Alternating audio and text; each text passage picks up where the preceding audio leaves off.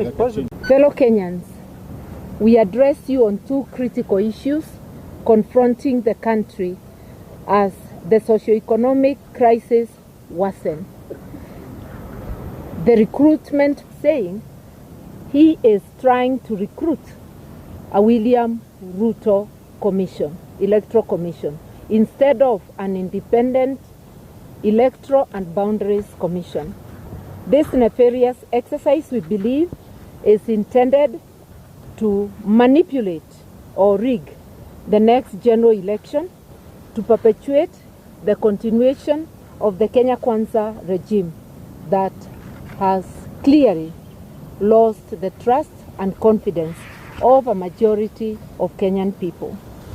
So far, the shortlisting process has left out Kenyans with credible qualifications and experience based on our assessment over the 1,400 who applied for positions. And it happened the same way with those who applied for chairperson. Quite a number of those who made the list have questionable credentials, and some of them have partisan interests and are either members of the UDA party and the ODM party or managing somebody within UDA. There are serious allegations of integrity and grave inherent conflict of interest. A number of the selected applicants are members of the executive structures of UDA and ODM and have in the last 3 years been beneficiaries of skilled public appointments by William Ruto and some by Ms. Odinga. We wish to point out the case of Joy Medivo. She has been the chairperson of the UDA Internal Dispute Resolution Committee. It is clear that Ms. MS Medivo is not eligible for consideration for appointment as IEBC Commissioner as stipulated in Article 88, 2A, Roman 2 of the Constitution. Given the clear position articulated in our supreme law of the land, why was MS Medivo shortlisted by the IEBC selection panel? This is a clear violation of our Constitution. More so, this is a great betrayal to young Kenyans who sacrificed their lives on June 25, 2024 in order to have a credible and independent commission, among other things.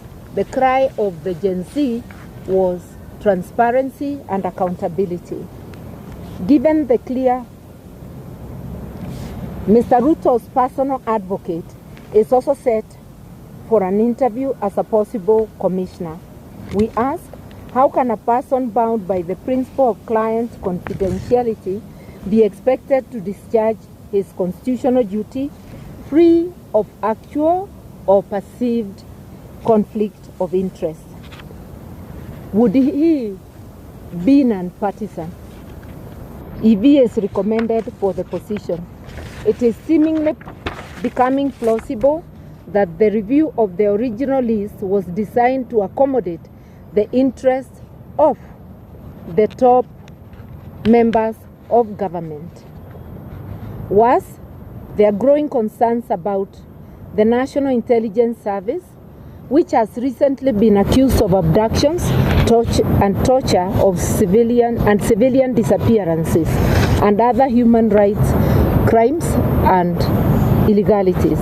We challenge the IEBC selection panel to categorically explain how Ms. Medivo and Katwa Kigen were shortlisted and the role, if any, of the NIS in the selection process.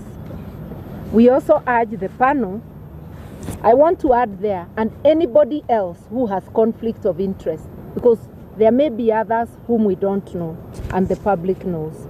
We also urge the panel not to take part in any partisan actions that may pose an existential threat to the well-being of the people of Kenya by undermining electoral justice. And you know, electoral injustice has been a great problem in this country. The panel should only nominate persons who are beyond reproach and will carry out their functions in accordance with the Constitution of Kenya. We further demand that the principle of consultation and concurrence be implemented before the final appointment of the commissioners. Between Mr. Ruto and Mr. Odinga on one side and the opposition, which reflects the country's current reality. In other words, what we are saying is this: let there be consultations on one hand with Kenya Kwanza and its allies, and it's obvious ODM is an ally of Kenya Kwanza, and the opposition, which clearly, because the opposition touted in NADCO report for concurrence, was the opposition in parliament. In parliament, the second largest party after ODM, which has now gone to government, is Wiper Party, led by my brother Kalonzo Musyoka. There is also the DAPK party and Jubilee, the wing led by Uhuru Kenyatta, the other wing having gone to KK.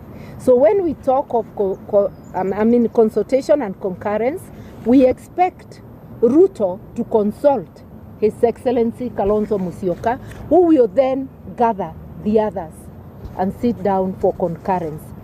Any appointment of the chairperson or commissioners without reverting to the opposition is totally unacceptable, and we will take whatever action is available to us, legal and political.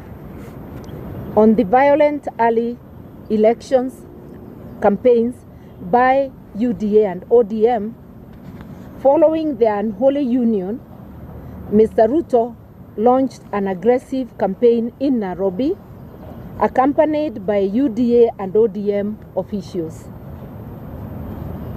The disruptive early campaign featured marauding gangs who went on robbing and mugging sprees against unsuspecting Kenyans going about their everyday life under police protection.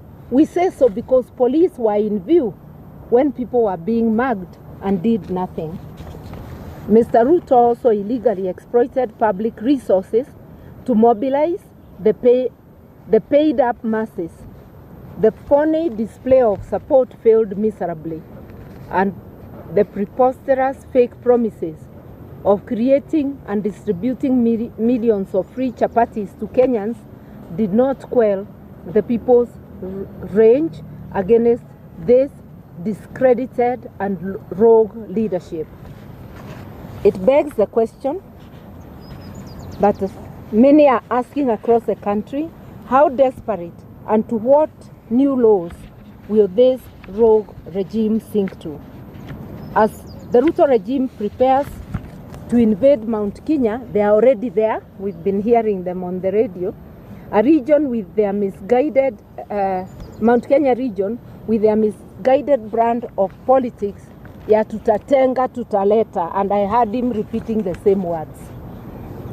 We demand that common decency, basic courtesy and civility and decorum, terms that appear unfamiliar to Ruto and his ilk, that they should replace their vile and violent brand of politics which they recently introduced in Nairobi. We are cautioning him. Do not take thugs to the people of Mount Kenya and to any people in this great country of ours.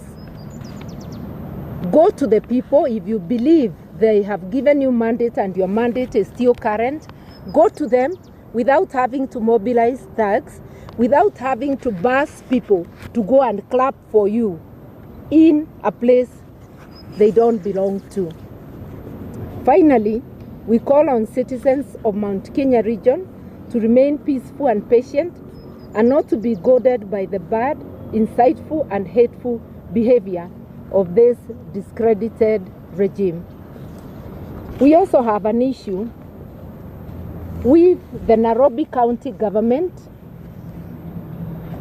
which has recently declared Nairobi River Corridor with its demographic implications.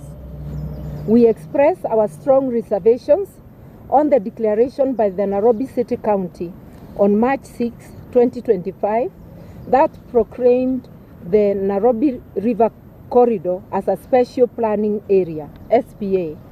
This will affect private properties to which people have titles. It will affect properties from Naivasha Road to Ruai, including along the tributaries of Nairobi River. We remind the Nairobi City County government that conversion of private property into public land is a function of the National Land Commission, NLC. It is all of the National Land Commission through this illegal and unconstitutional declaration. In order to make a declaration like this, noting that via the Constitution, rivers and lakes belong to the national government, not to counties. Therefore, if there is an idea to create this corridor, it must originate from the national government with a cabinet memo, with the necessary policy documents, and most importantly, there must be public participation and parliamentary approval. We categorically said that this move will change the political and demographic arrangement of Nairobi and must not be taken lightly. The People's Loyal Coalition will defend the interests of the people of Nairobi legally and politically. We thank you. Well done. Pole. Some water for mother. So I think we can take some questions, a few questions you might have. I'll invite, yes, we can take 3, then I'll invite His Excellency Stephen Kalonzo Musyoka to come and take this. Well, I assume the question is directed at, if it's at mother, we can still go. You can shoot, She can still answer.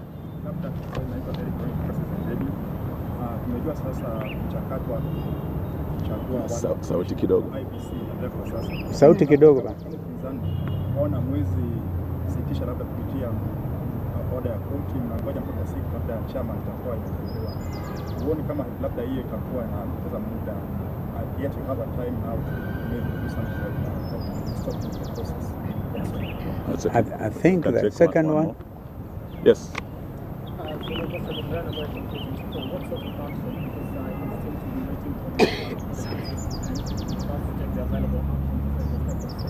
What sort of action that the opposition intends to take upon the people that will be, if at all they will not be involved in the final appointment? And also, do you believe that the selection panel will actually carry out an independent kind of appointment when it comes to the committee?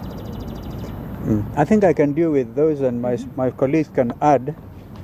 Kwanza kabisa, swala hili lina umuhimu mkubwa sana.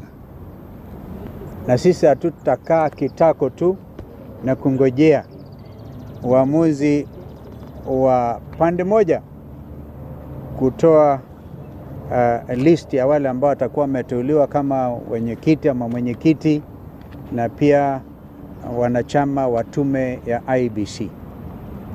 Kama alivyosema dada yangu Martha, tuko tayari kuchukua hatua yoyote ile ambayo tunaonelea ina umuhimu na hatutakaa tu tungojee. Kwa hivyo kwanza, awamu ya kwanza ni kwamba walifanya ma-interview ya wale ambao walikuwa wanataka kuwa wenyekiti. Sasa wanaendelea na kuwa interview wale ambao ni commissioner, members wa tume yenyewe. Tunaangalia kabisa kwa kindani, hatulali. Na mimi mnakumbuka kwamba siku chache tu zilizopita niliandika barua nikamwandikia Mheshimiwa Raila na pia nikampa kopi Mheshimiwa William Ruto swala hili ni la sisi zote, aliwezi kuwa swala la upande moja, kwa sababu ukiwa ni upande moja basi Wakenya na dunia nzima itaelewa kwamba hii ni William Ruto Commission, na hiyo hatuwezi kuruhusu. So I hope I've answered your question. We will not just sit by, we are watching. We are watching, and it is good that, kwa mfano, tunatarajia kwamba the panel yenyewe inaweza ikasaidia Wakenya kusema fulani aliscore 80%, 70%, mambo kama haya. Uwazi. Ni lazima liwe swala la uwazi, ili Wakenya wajue kwamba wakijiandaa kwenda uchaguzi na ukuja, whenever that will be, watakuwa na imani kwamba hawa sio watu wa kununuliwa. Kumbukeni yaliyofanyika 2022 when my sister was a running mate ya Raila. Bado Wakenya wengi wana machungu yaliyoonekana wakati huo, ni lazima yakomeshwe. Kipindi hiki, safari hii, we are not leaving anything to chance. Yeah. We can take 2 more. We are happy. Tawashukuruni, kama ni hayo tu. I think it's okay. Swali ambalo tunaona mnasubiri hadi kuisha, na wewe mwenyewe tunajitayarisha kwamba IEBC inafaa iwe haraka. Haraka ina umuhimu sana. Haraka ni swala nyeti, my sister can add, lakini tuajiandaa, ni kuambia tuko tayari kungangana kwa vyovyote vile, politically, legally. Hatuwezi kuachilia hii bwana. Yeah, you can add. Oh, please add. Yes. Nafikiri umeuliza kwa Kiswahili, yule kwa Kimombo, but it's basically the same issue ya kwamba kwa nini tumengoja hadi sasa. Ukisikia statement yetu tumesema pahala tumefikia sasa, lazima kuwe na pande mbili ambazo sasa zitaamua ni kina nani ambao sasa watakuwa wale chairman ama commissioners. Ile report ya NADCO ilikuwa clear ya kwamba mazungumzo hayo mpaka yawe kati ya upinzani na serikali. Kwa sasa Mheshimiwa Raila na chama chake cha ODM wameingia kwenye serikali, na yeye na Bwana Ruto wako kwa serikali ya broad based. Sisi ambao tumesalia kwa upinzani tumesimama na wananchi na Gen Z, na tumesema hatutaingia serikali ya Zakayo, hatuko kwenye broad based.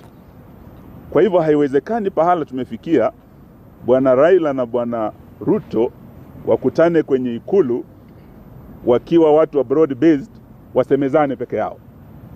Hiyo itakuwa kinyume na yale maafikiano yalikuwa kule Bomas ya NADCO. Na hayo hayakuwa tu mazungumzo, yaliweka kwenye sheria, yalipelekwa bungeni. Kwa hivyo tuambia Bwana Ruto na Bwana Raila, kama wao walio serikalini sasa broad based watawacha upinzani nje, hatutakubaliana na uteuzi wa mwenyekiti ajaye. Na tuna haki kwenda mahakamani sababu tuliweka ile report kwenye sheria.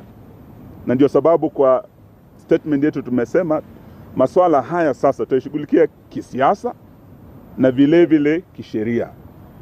Mawakili wetu wako tayari, wakili wetu Ndego Njiro wako hapa na wengine kuelekea mahakamani. Mheshimiwa Kalonzo kama aliyekuwa mwenyekiti wa NADCO ashamwandikia Mheshimiwa Raila barua kumkumbusha haya ndio maelewano tulikuwa nayo Bomas. Wewe umeingia serikalini na usituambie ati hauko ndani ya serikali. Watu walikuwa wanasema Mheshimiwa Kalonzo ndio watermelon, yani nje yako green, ndani yako red. Bwana Raila hawezi sema yeye ako kwa upinzani na anasema ako kwa serikali. Sasa Raila ndiye amekuwa watermelon kabisa. Na tumwambie haiwezekani uwe serikalini na uwe kwenye upinzani. It's as simple as that. And if there will be a violation of the principle of consultation and concurrence, which was established in a legal process called NADCO, then we'll be ready to handle the matter both politically and legally. Thank you. I just wanted to add, there is a question he said, bona tunangojea. Hapana, hatukai kitako. Iko kazi inaendelea na utakuja kuiona. Thank you. Asante. Yes. Do you have faith in the selection panel to make an independent decision? I think you have. Let us see it first. You have to. Well, for now, whether or not we have faith is actually overtaken by events. That's why we are watching. You see, the process that we went through, for example, to get included only one name of Ambassador Kokimoli, the kind of mud we were dragged through. And we said we cannot afford to wait. Let us see the product they come up with.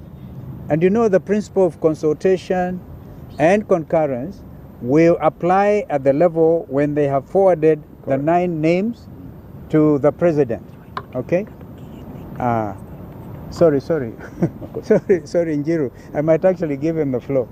That is when the principle of consultation and concurrence will apply, because 2 names will be taken to President William Ruto for selection as the chair of IEBC.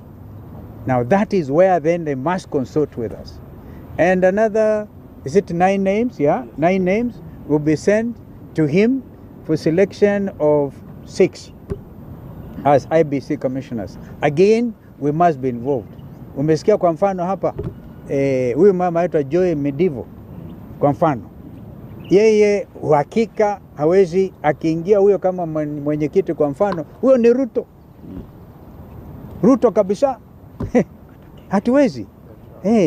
Jameni, one Chebukati was good enough at the time. We can't afford it. And the country cannot afford it. And the future generations are now saying, kipindi hiki, safari hii, ni Wakenya wajikomboe. Yes, sir. So can you say the constitution of IEBC now hangs in limbo? Oh, no. Yeah, that's a very quick conclusion. Yeah, mother told you, hatukai kitako. And yet we don't want to delay the process, because we're also aware William Ruto may want this thing prolonged mpaka ikimaliza 2026, waseme songesha uchaguzi to 2032. It will not happen. Thank you. Asanteni sana. I think that is enough for today.